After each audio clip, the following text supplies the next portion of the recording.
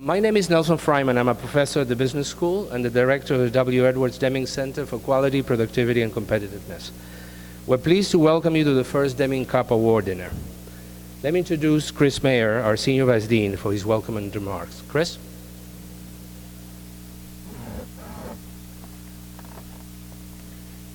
Thanks a lot, Nelson.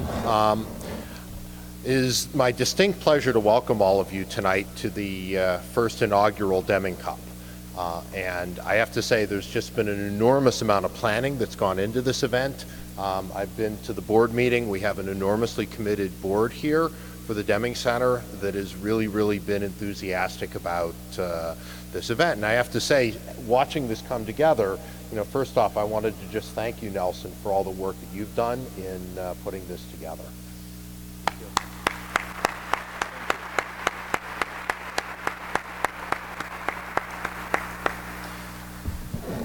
So many of you are very closely tied to Columbia. For others of you, it's the first time here.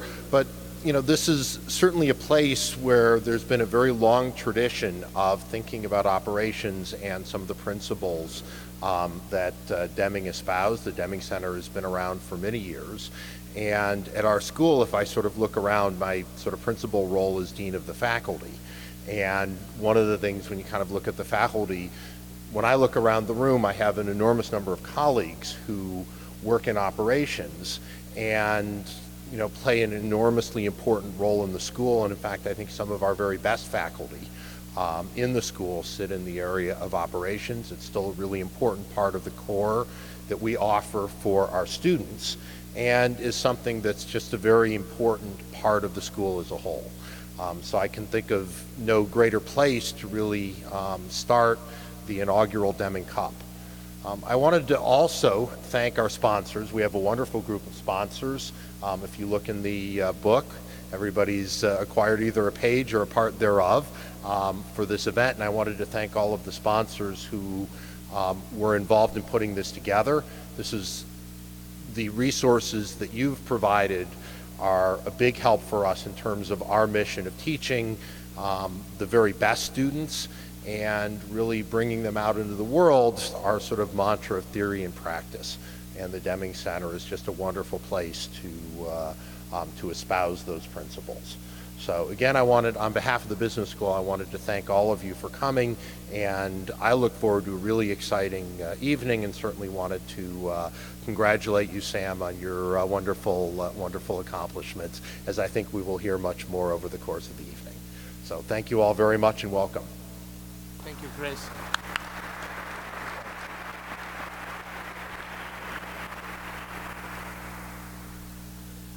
Before I introduce Paul O'Neill, let me give you a brief history of the Deming Center and the Deming Cup. The center was established in 1990, while W. Edwards Deming was a distinguished lecturer at Columbia University. He spent the last years of his life here. He died in 1993 at the age of 93. During his time here, he was a crusader for operational excellence. His philosophy is the core of the center. The center has an active advisory board. It's an exclusive membership of about 25 faculty and industry executives. The Deming Center serves as a platform for interesting people to do interesting things in an interesting field, the one of operations. It focuses on developing new insights in all areas of operational excellence and endeavors to bridge the gap between theory and practice. The thinking behind the Deming Cup grew from our desire to recognize the achievements of leaders who adhere to and promote excellence in operations.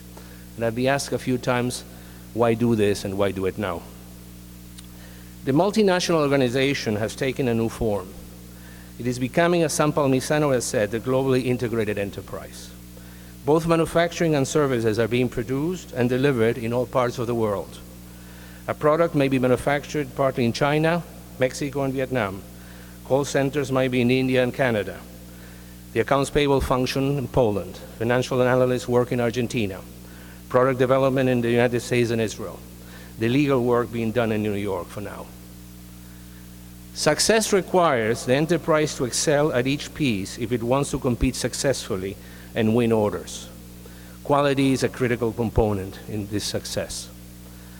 Therefore, the Deming Center Advisory Board members have determined that an ideal platform for enhancing these goals would be to present an annual award to an individual who has made outstanding contributions in the area of operations and has established a culture of continuous improvement within his or her organization.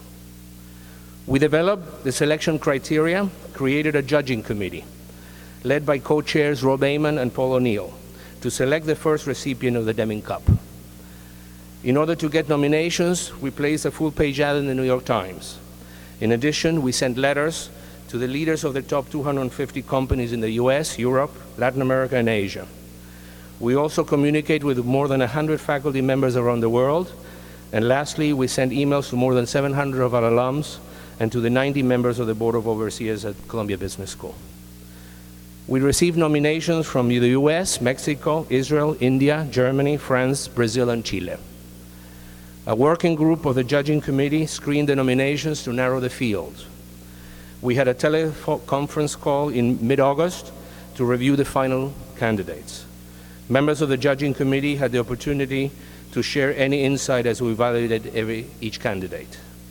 Sam Palmisano, President, Chairman, and CEO of IBM Corporation, is the recipient of the Deming Cup, and we're here this evening to honor him. Let me ask Paul O'Neill to say a few words on his perspective on operational excellence and the Deming principles. Paul? Thank you.